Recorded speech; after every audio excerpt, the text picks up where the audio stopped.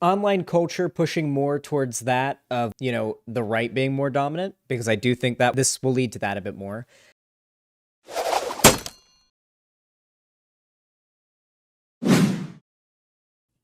Will Smith, beloved actor. I love Will Smith. We all love Will Smith. Okay. He's just like, it's prior to the events that we're discussing, Will Smith is one of those actors that it's like, yeah, I mean, not always perfect, but like,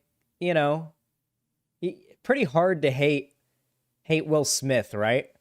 Like I don't know. I've never met somebody who was like, nah, I don't really like Will Smith. I've never heard that. I've never once heard that. Not once in my life have I heard that. So you'd be surprised to hear that the whole internet is actually utterly dunking on Will Smith right now, and not in like the normal like meme way that they do. Like normally it's like, that's hot, or like the Aladdin Will Smith genie memes, just like maybe poking fun at him, but never outright vitriolically insulting him, right? But right now that seems to be where the internet is. So why is that? What happened? What could have led us to events in which the internet just wants to rip Will Smith to shreds? Let's go ahead and watch. 1 minute, 23 seconds. Watch the uncensored moment live at the Oscars. You know who's got the hardest job tonight? Javier Bardem and his wife are both nominated. Now, if she loses, he can't win. He is praying that Will Smith wins. Like, please, Lord. Jada, I love you. G.I. Jane 2, can't wait to see it. All right?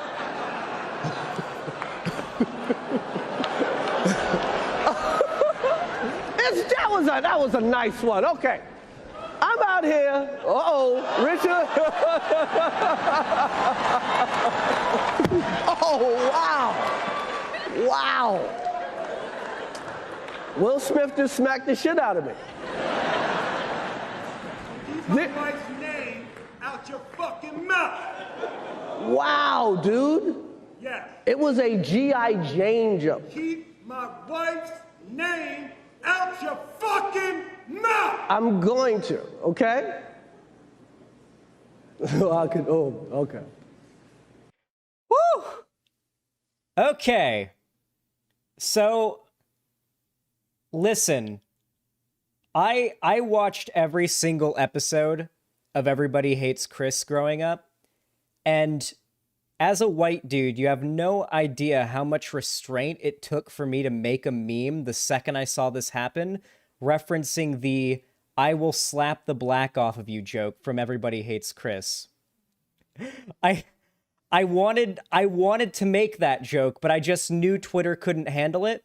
But it's the first thing that I thought. Anybody who's seen Everybody Hates Chris, like, knew immediately. The first thing that came to mind, the first thought I had when I saw that was, oh, Chris Rock's gotten slapped much harder than that. I just realized my camera is, like, flipped. I need to... Yeah, very, very severely underrated show. Yeah, it's sad I don't really hear about it much. Like, you don't really see many memes about it. It doesn't really, like... It never really, like, stuck around, I feel like, culturally on the internet as much. Very funny show, though. Highly recommend watching it if you haven't already. Anyway, that was the first thing I thought. Anyway, Chris Rock, famous comedian, very well known for dunking on mainstream celebrities. A lot of his humor is, he is made fun of quite viscerally, in fact, probably everybody in this room. Okay? Like, everybody there at the Oscars, he's probably made a pretty mean joke about, So just to give you an idea of the type of humor he does, he roasts people, right? And he's used to getting hecklers, I'm sure, right? I'm sure he's used to getting hecklers. But during this, Will Smith, upon hearing a joke about his wife, Jada Smith, who has I forget what it's called, alopecia? Alopecia, I think it's called. Basically, I think it makes your hair fall out. Basically, Will Smith's wife has alopecia. Chris Rock made a joke about it. And let's go ahead and rewatch the events of the video, because it's led to some, like, conspiracy theories that we have to, like, talk about right off the bat. So the first conspiracy theory about this is that this was all staged by the Oscars. I don't necessarily see that as being impossible. Like, that wouldn't be the craziest thing ever if it turned out to be true. You know what I mean? Like, the Oscars have been dropping in ratings like crazy for a long time. Staging a little, fake slap event like this, on stage, like, it is greater than a zero chance. The circumstances do seem pretty perfect, right? Like Will Smith being right there in the front, and the slap, let's be real, not looking that hard. Like, as hard as Will Smith could probably slap a motherfucker, he did not slap as hard as he could. So there are a lot of, like, conspiracy theories. I mean, there's really nothing other than that you can really call them. They're conspiracy theories. There's basically a bunch of conspiracy theories rolling around the internet that, like, this was staged by the Oscars. Is that crazy? It's not the craziest conspiracy theory I've thought of. It wouldn't be too out there, but let me get into the crazier one. And we're going to get into that right upon, reinspection of this clip. Hardest job tonight, Javier Bardem and his wife are both nominated. Now, if she loses, he can't win. He is praying that Will Smith wins. Like, please, Lord. Jada, I love you. G.I. Jane 2, can't wait to see it. All right? All right, you guys can't see, so I'm gonna move it down, but oh no, chat. So, as you can see here, it looks like Will Smith is, cracking up at that joke, while Jada Smith is looking quite offended about it, and is like in the throes of like giving him the look almost. This is at least the what the body language experts on Twitter have been able to put together. It looks like she's kind of like rolling her eyes, maybe giving him a look. The camera's cut too quickly to be able to tell, but it looks like she's rolling her eyes. She clearly doesn't look amused at the joke, nor should she be. It's a, off-color joke to be sure. Hey, if Chris Rock's mom was sitting in this chair instead, or was just in the audience, she would have smacked Chris Rock harder than Will Smith did for that joke. Okay?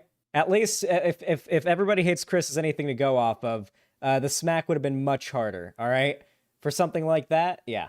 He could have just yelled, "Keep my wife's name out of your fucking mouth." Yeah, that too, right? But so it seems like Will Smith's laughing, and this seems like a genuine laugh too, but then, he's laughing. Now, here's where the camera cuts. We don't get to see really, like, at least I haven't seen on Twitter or anything. I haven't seen any of what happens in this time. For all we know, it could have just been Will Smith was like laughing like, "Huh, you said that, right? You're really going to say that about my wife in front of everybody? You're really going to say that?" That could have been the laugh he was doing. Very well. I mean, I think it's probably more likely than like his wife, like as soon as the camera's cut, his wife gives him the "go smack the shit out of him" look, and he goes, "Okay," and runs up there and smacks the shit out of him. There's also been people saying that, like, apparently it's common knowledge that, like, Jada Smith was cheating on Will Smith for a long time, and he was, I guess, cool with it or something. And so people are calling him a cuck and saying that, like, I don't know. It's really bizarre. A lot of, like, the incel types have really jumped on board with this and have, like, been kind of weaving a certain narrative out of it. I don't really care for that narrative. They've been in an open marriage for years. That isn't cheating. Oh, okay, yeah, that doesn't surprise me. The internet has a tendency to basically, like, listen, if you're a public figure and you're in an open relationship, don't pull a Destiny. I assure you, you don't have what Destiny is capable of, okay? Don't be public about it. You will get utterly shit on. The internet is not capable of conceptualizing the idea of someone being, like, not jealous about their partner doing something with someone else and that not being a big deal. I can't understand it personally. Like, I'm not into open relationships and I wouldn't be okay with my girlfriend being with anybody else, but I don't judge others or shame others who are cool with it, The internet, on the other hand, does not share my opinion. My opinion is the more accepting one compared to most of the internet. That was a nice one. Okay. I'm out here. Uh-oh, Richard. So, like 8 seconds, maybe 6 seconds passed between him saying, like, Will Smith laughing and the screen cutting and him saying, uh-oh. And then JoJo walks up on stage and just... So... I love the image. I love this image because it sparked so many great memes. Have you seen the one where it's the Doge face? Like, oh, I just told a joke about Will Smith's wife at the Oscars, and Will Smith is coming up on stage. I bet he's about to give me a high five or something. With him walking up. I love that one meme. It's so good. Anyway, let's watch. You guys can we gauge the power of this slap? Does this look like that hard of a slap to you guys? Oh. Yeah, actually, no. I recant my previous position. That was a hard slap. That was a real slap.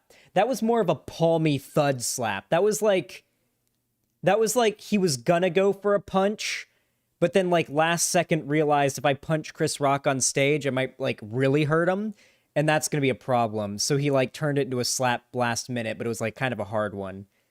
Yeah, that was like maybe not the worst a slap could be from Will Smith, but like it was gonna be a punch, I bet.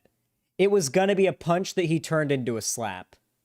It was gonna be like a solid shut the fuck up, but I'm not trying to knock you out or really hurt you punch that he turned into a slap, I feel like. Because paper beats rock, so he flattened his hand. True. Hey, listen, paper does beat rock. Will Smith slapped him in the next week. Anyway, we need to talk about this, okay? We need to talk about some things. We gotta talk. Actually, before I talk about it, let's look at his apology. Okay. Will Smith has issued a full apology for his actions at last night's Oscars. Oh yeah, Will Smith also went on to win an Oscar and not be, like, kicked out of the building or, like, anything like that, so it's worth mentioning that. Like, there was, like, a standing ovation at one point, like right after the here, we can rewatch the video really fast here. Let's rewatch. Oh, wow. Wow. Will Smith just smacked the shit out of me.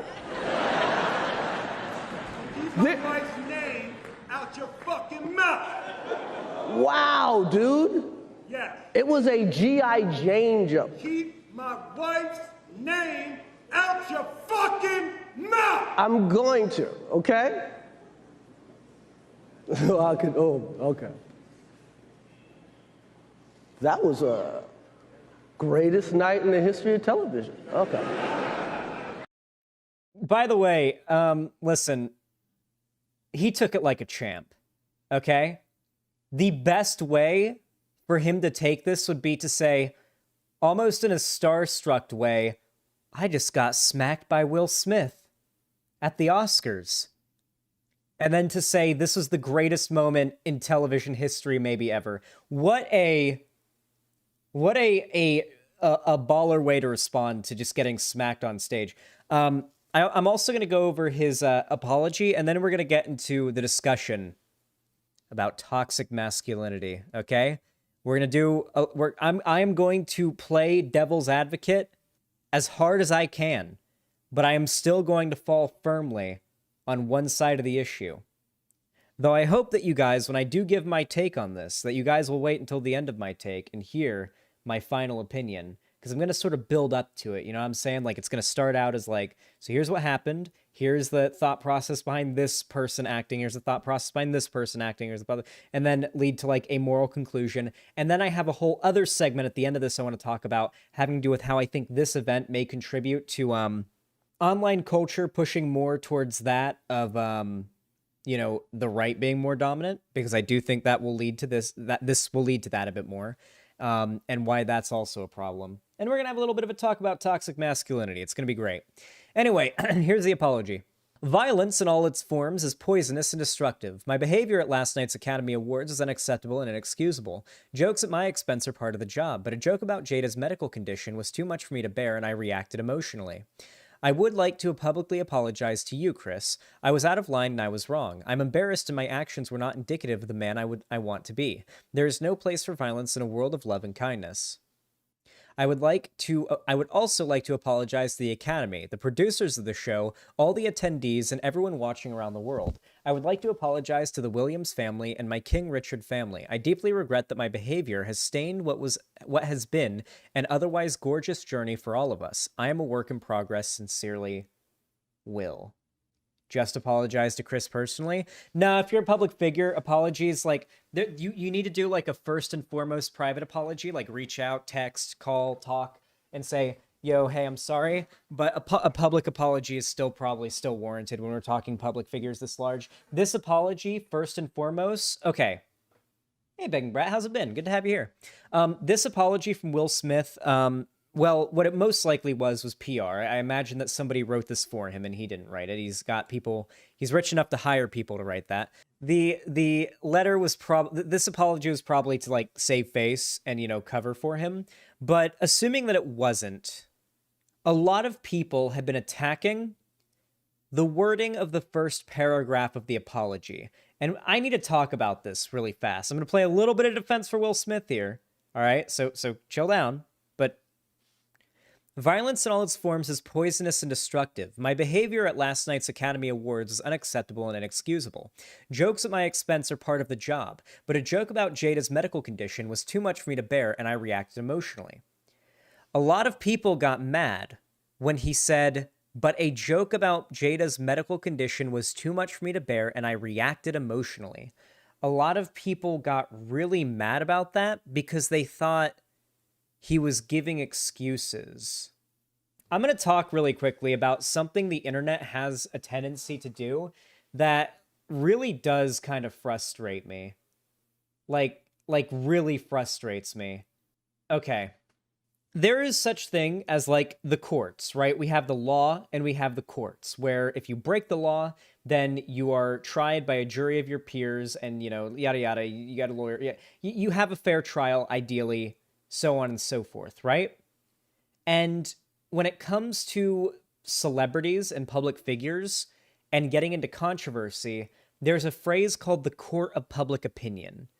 And this phrase evokes the term court for good reason. There are a lot of comparisons to make between the courtroom legally and, how someone could be condemned there, and the courtroom of public opinion where, you need to prove to the broader masses that you are worthy of not being condemned, essentially, right? There are some parallels to be drawn there.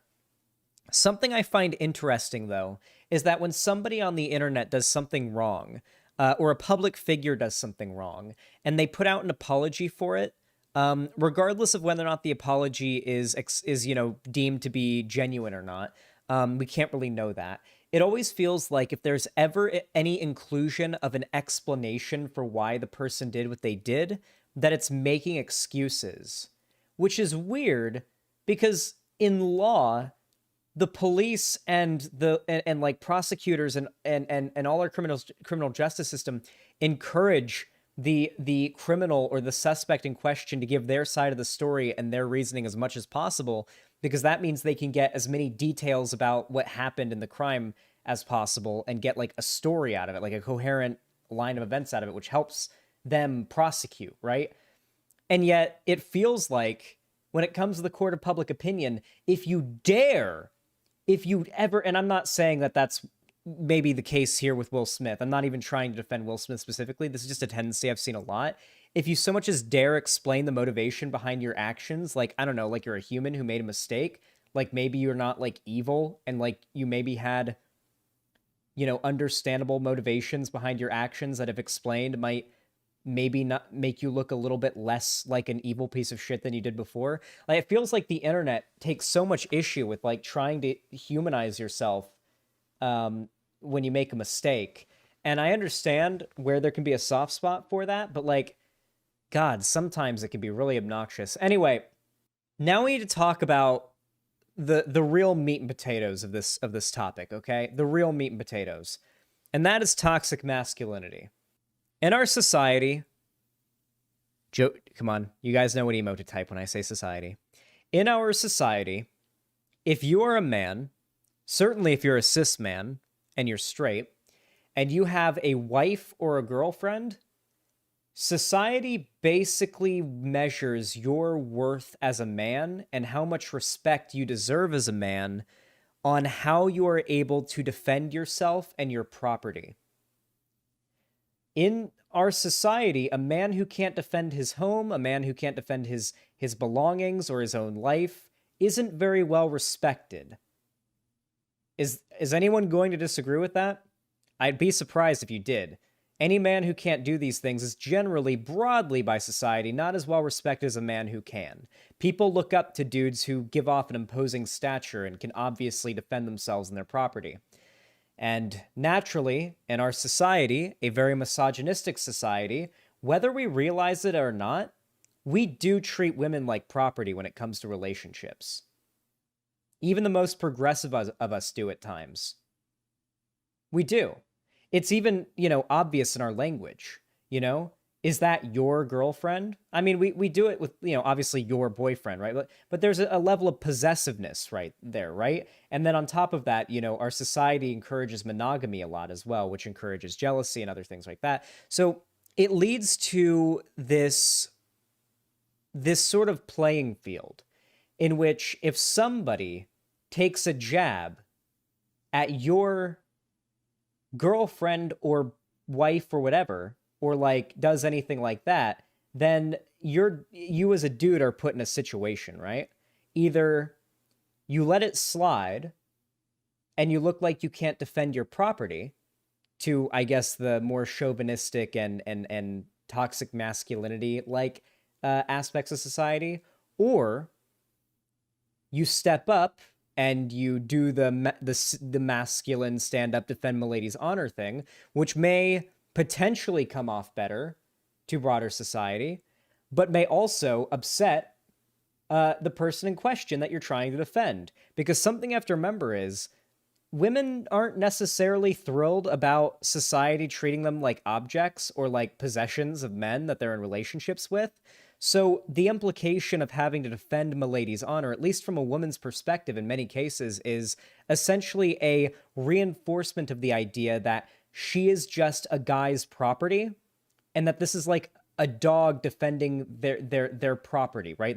That they're not a woman, but property instead, or not a person, but property instead, right? So it puts puts some guys, I guess, or at least from their perspective, into a really weird situation, right? Where it seems like you lose, right? If you don't defend milady's honor, everyone thinks you're a bitch. If you do defend milady's honor, then milady thinks that you're gets mad at you and thinks you're like taking agency away, right?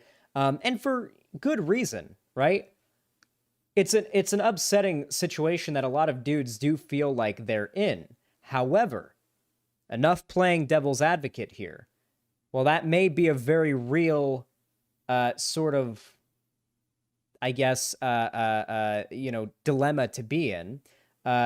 That does not give an excuse to act unacceptably.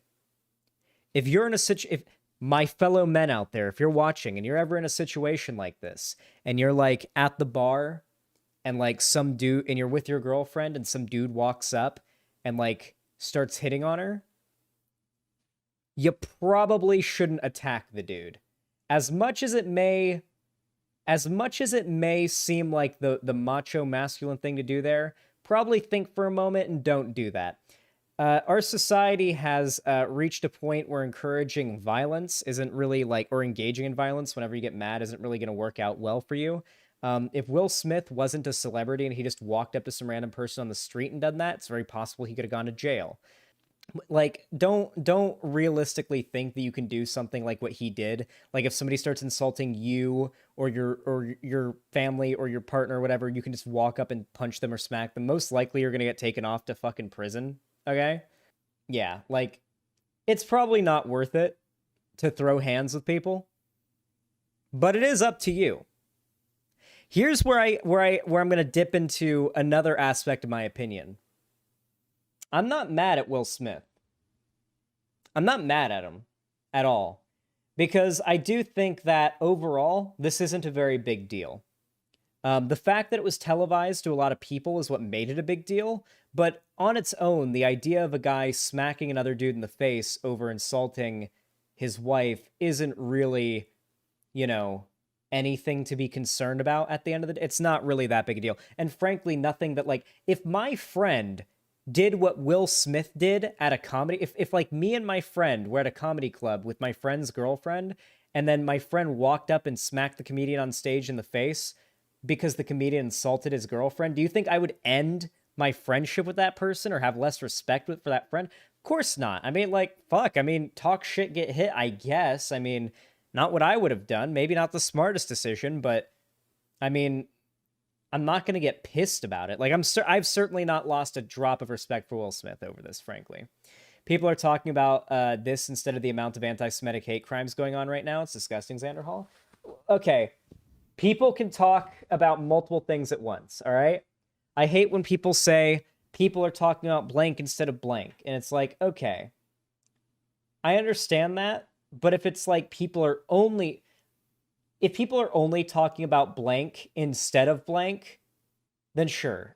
But like, people can multitask. I can tweet about Ukraine 1 minute and then the slap the next minute and then Elden Ring the next minute and then back to Ukraine the next minute. You know, like, it's not like once I've tweeted about the next thing, I've moved off from, like, or I guess society has moved off from the last thing, you know? For the most part, the environment this joke was being set in is an important factor to this. That is true. Overall, as far as the slap goes, anti-Semitic Xan exposed? How? As far as the slap goes, it's not that big a deal. I really don't. I think that most likely, like, it's... I don't know. It's just not a big deal. Like, I don't know how else to word it other than nothing insane is going to come out of this. Though the one thing, the most significant thing that I think will come out of this, unironically, has to be the comedy, the community of comedians and like the sort of push to the right it's taken recently. So for those of you guys that aren't aware, back in 2014, there was this prevalence in comedians talking about how they can't make certain jokes without getting people offended about it. That PC culture had gone too far and that it was just too much. South Park made fun of it from 2014 to till today. They've still got PC Principal as a character. Gamergate came about making fun of the SJWs. And there was this whole push during this time, particularly around the Trump election period, where all the comedians were super mad and dunking on PC culture, political correctness, as they would say. And when Trump got elected, and like, they were all complaining about essentially getting canceled, complaining about people not being able to take jokes, complaining about people getting offended at their jokes, yada yada, complaining about losing gigs at comedy clubs, you know, so on and so forth. And, you know, this all sort of contributed to a societal push in which we saw, honestly, right-wing sentiment dominate modern culture and Trump win the election along with that. It almost seemed like you couldn't look anywhere back in 2016 without seeing a helicopter joke, right? Like chat, do you guys remember like the like, you could not look anywhere in 2016 without seeing an attack helicopter joke if it was anything having to do with trans people. Does anyone disagree with that? This all contributed to a push in which the right gained a lot of cultural prevalence, right? Nowadays, I'm seeing something very similar to that again. Only now, instead of political correctness, it's cancel culture. They're all complaining about the same things. They're all bitching about the same stuff. It's all the same jokes. And it's all contributing to the same general political implications. It just got a new set of names and buzzwords on it to make it sound better and newer. So yeah, they've basically been replaced with Define Woman now. Yeah, like, the number one argument from conservatives now is to ask random people on the street to define woman. And then if they can't define what a woman is, then they say, haha, left wing destroyed. That is literally the right's current anti-trans strategy, when it comes to the social side of things. Matt Walsh is putting out a documentary called What is a Woman, I think. And the whole documentary is just going to be him walking around to random people, I guess talking to some like random like politicians and stuff, like asking them what a woman is. And then I guess if they can't answer what a woman is, it means that the left wing's been destroyed. And yeah, it doesn't make any sense. But yeah, that's more or less what his documentary is meant to be. Just running around asking random people, asking like politicians what a woman is. And I guess if they can't answer, then the left loses. You know that you're privileged as fuck when the thing that you make a documentary about is that like people on the street can't define woman. That's like the thing that's like upsetting you. And like when you watch documentaries by progressive, it's like, hey, here's like the incarceration rates and how disproportional they are in the history of how like black people have been discriminated against in America. Oh, here's like the long history of like LGBT discrimination and the rates of violence committed upon them in our society. Like data and history and studies and shit you get from left-wing documentaries, and right-wing documentaries are like, can you define a woman? I don't know. I never really thought about it before. Huh. Got 'em. Left wing destroyed. They can't even define woman. Yeah, no, they can't. They're not a fucking doctor. Anyway, listen. Since this happened, comedians have used this as an opportunity to go full victim mode. Okay? Listen, all right? Comedians actually do feel like they're the most oppressed minority group nowadays. I'm sorry. For a group of people that is so about talking shit about people, they really can't handle the heat. They really can't. Like, you'd think, because back in the day, you know, you get hecklers, right? You'd be like at a comedy stand-up club, someone in the audience would start heckling the comedian, and the comedian would hopefully, for their own sake, be pretty good at bouncing jokes back off at the guy, right? Like the joke or whatever shitty comments the person in the crowd is making at the comedian, they're able to bounce it back at the guy and like play off of it, right? Nowadays, though, it feels like these new age right-wing comedians that bitch and complain about cancel culture, just like they get a little bit of shit on Twitter and they have a fucking meltdown about it, right? So if someone called George Carlin like a racist asshole in the audience, do you know what George Carlin would have said? He would have said, "Fuck you, you pussy! Get out of here!" And would have moved on with the show. That's what would have happened if someone did that in a George Carlin sketch. He would have said that and moved on with the show. But no, these guys gotta fucking like make comedy specials about how bad cancel culture is. I want to go ahead and put on a very quick clip from the new Philip DeFranco episode about the thing that happened. Let's watch.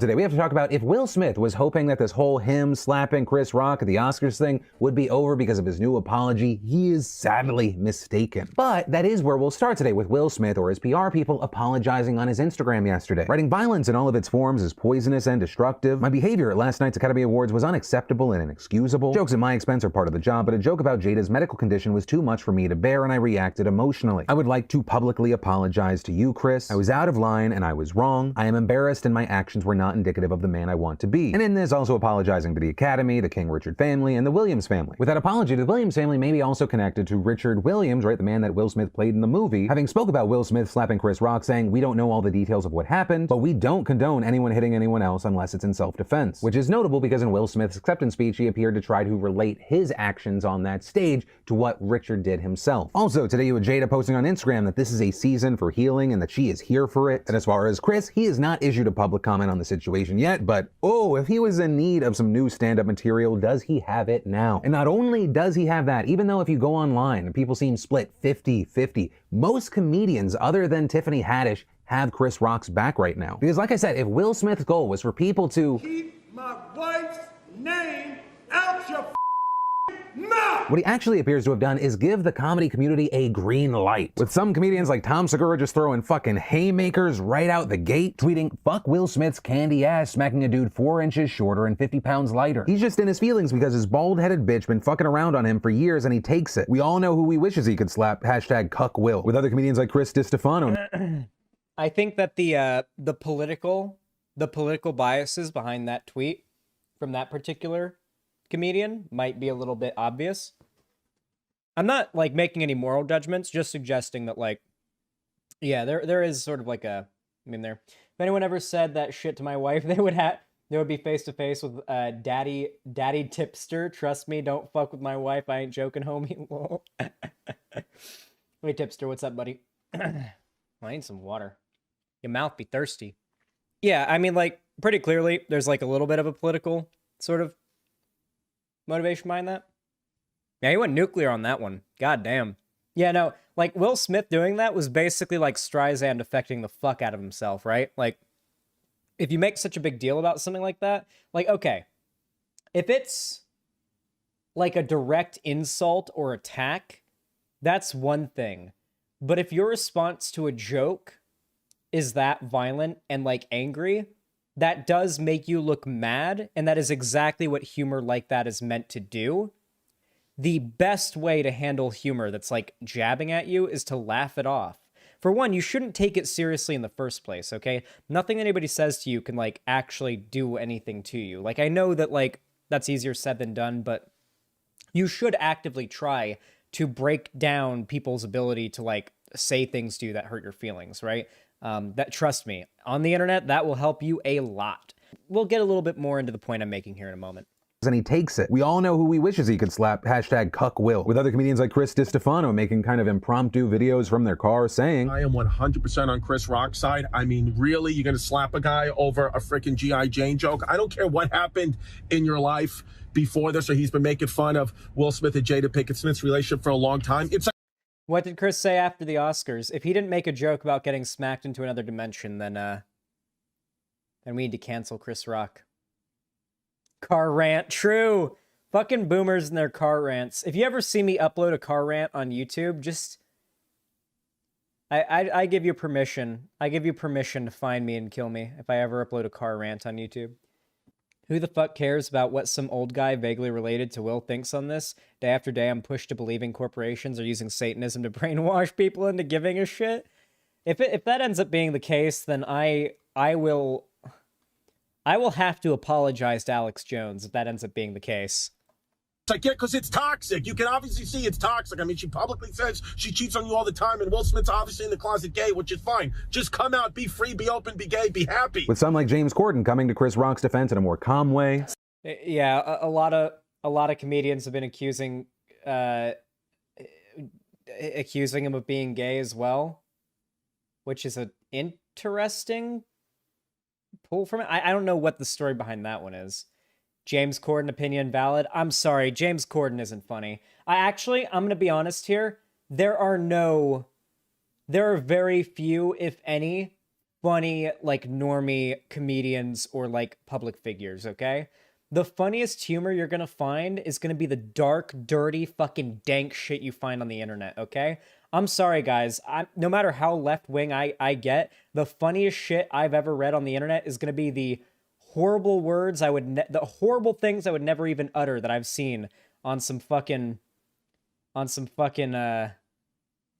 like threads and shit, okay? Like, I like dark humor. I love really offensive humor. That's what makes me laugh personally. The thing about humor, I guess, that usually upsets me, if it's like offensive, I guess, and it's not really offensive that really bothers me, it's when it's when humor is obviously meant to send a message, and then people refuse the existence of that message. That frustrates me. Anyway, yeah. Seriously though, I applaud Chris Rock for recovering, keeping the show moving. It was an incredibly dignified response. I'll say this, Will Smith can't take a joke. Chris Rock can take a punch. With comedians like George Wallace laying it out simple. Listen, it's the fact that he's British. I'm sorry. It's just the fact that he's British. I can't do it. I can't laugh. Saying as Rock got hit, I got hit. We comedians, we felt the pain. You also had Joe Rogan speaking out, suggesting that Will's fame or stature should not have allowed him to get away with that slap. Also talking about what this means for other comedians moving forward. Someone is so enormously famous and successful like Will Smith that they literally still allowed him to not just win the Academy Award, but also go up and accept it and give a speech after he assaulted a small comedian. Yeah, they should have ejected him. They should have ejected him from the show. Joe Rogan actually having a good take? No, guys. Listen, I'm not like the biggest Joe Rogan watcher, but I've watched like I'd say at this point like a moderate amount of Joe Rogan. Like if there's an episode that comes up in my recommended that looks interesting to me, I'll give it a look. There was one that he did with a guy who like I think he de-radicalized like 60 or 70 or over 100 like Ku Klux Klans members. What's Daryl something? I forget what his full name is, but I think his name's Daryl. That was a really good episode. I watched a lot of his segments, like a lot of his cut segments sometimes, if it's talking about something I find interesting. Obviously, I'm going to listen to Joe Rogan talk about DMT. I like DMT, and Joe Rogan's the DMT guy, so of course I've listened to him talk about DMT plenty.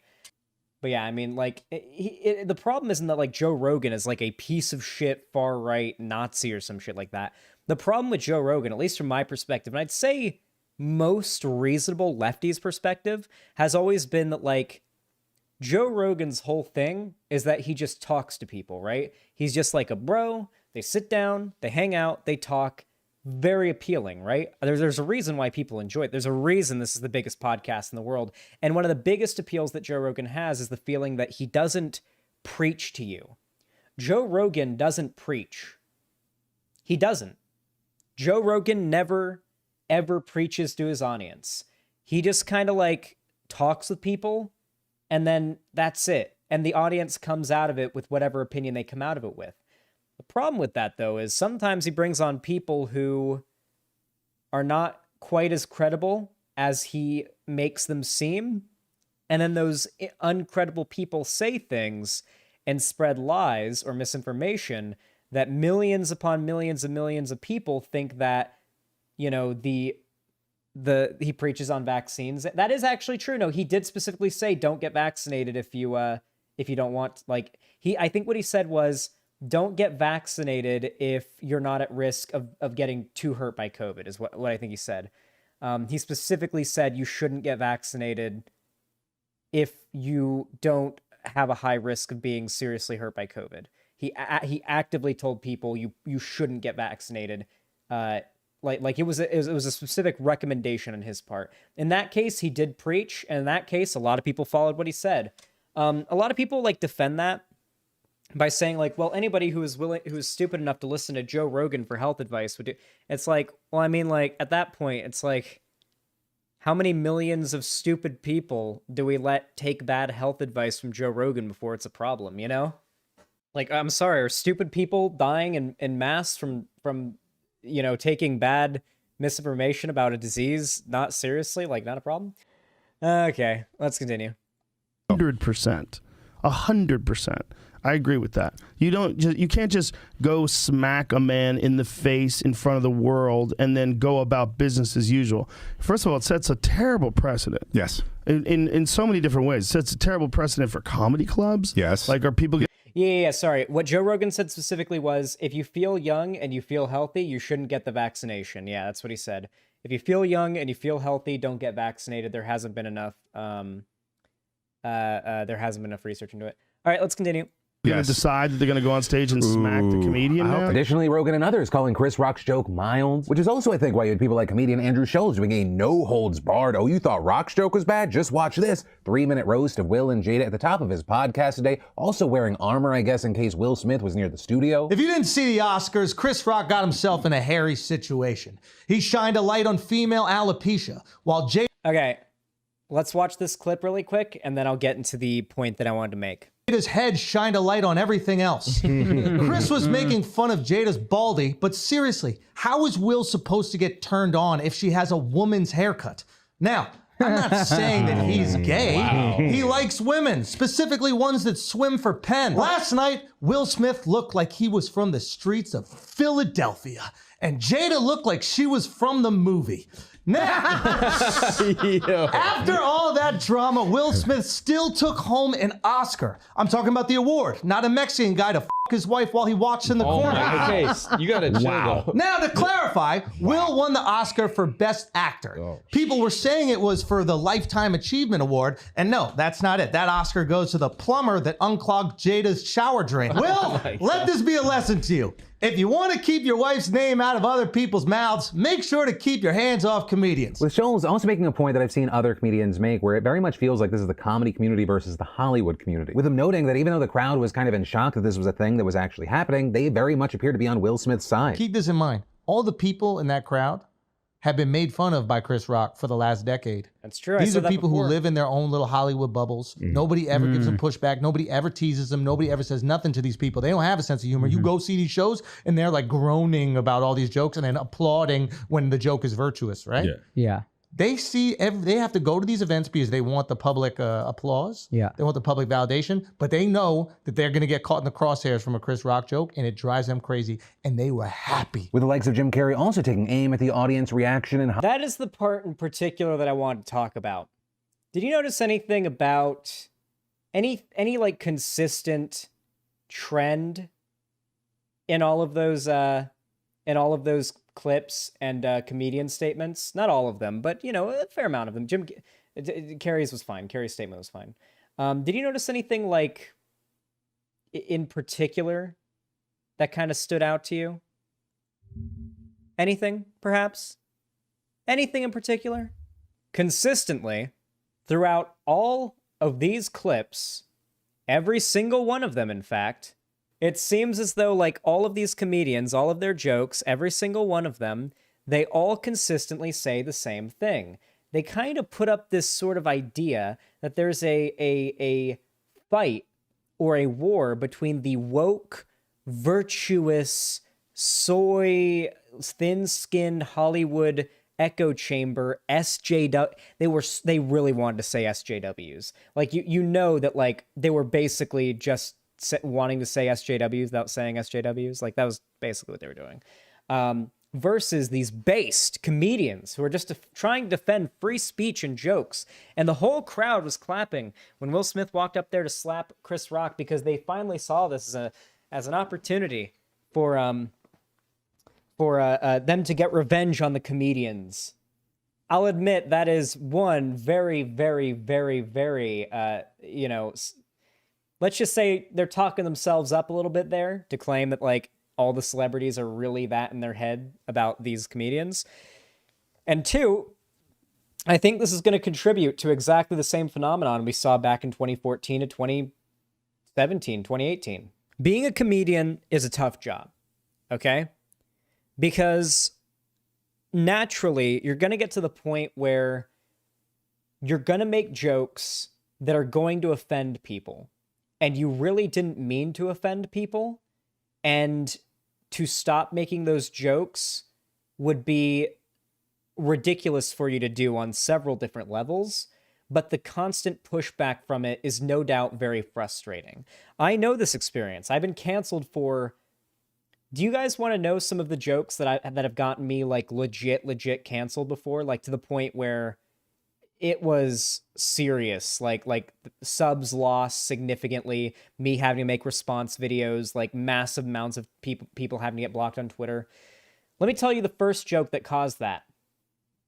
Some trans people in my community would make jokes about how Pig Puncher was my dead name because I changed my name from Pig Puncher to Xanderhall. So I'd make jokes, repeating jokes from trans people in my community that Pig Puncher was my dead name. And then trans Twitter got mad about that, accused me of being, I started that joke. Oh yeah, Balthazar did that, start that joke. Accused me of being transphobic. And then, like, it legit, you've been canceled? Oh yeah, Eric, MG000. Oh yeah. That was a big one. What else? The Philosophy Tube stuff got you canceled? That one was... I don't know. I don't know if we can retread the Philosophy Tube one. That was when I just had to take the L on. Let me give you guys a rundown of what happened. So, like, back in 2020, when I'd first moved to California, I started streaming here. I'm not walking back the apology. I'm just saying what had happened. Back when I first moved to California, something I'd do is I'd do streams where I'd play Minecraft Hardcore and react to, like, new ContraPoints or new like Philosophy Tube or whatever videos. And this was before Philosophy Tube came out as trans, New Age Bomber Guy videos, etc. And we were watching a Philosophy Tube video, and I made like a joke about how I think Philosophy Tube is trans. And at the time, nobody was upset about it, to be clear. When I made the joke initially, because at the time everybody thought that Philosophy Tube was cis, I just joked like, haha, how much you guys want to bet Philosophy Tube's trans? And everyone's like, ha, so funny, yeah.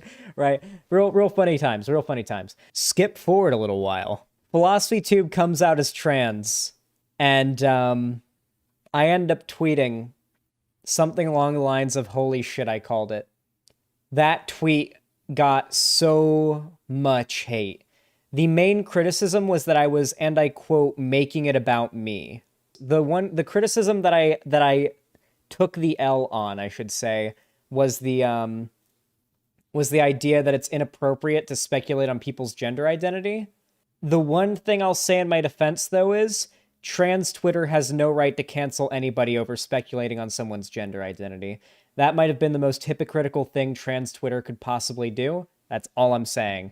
I still apologize. I still took the L, but I will never back down the position that the people canceling me were massive hypocrites, because they all regularly speculate about people's gender. The term egg exists for a reason.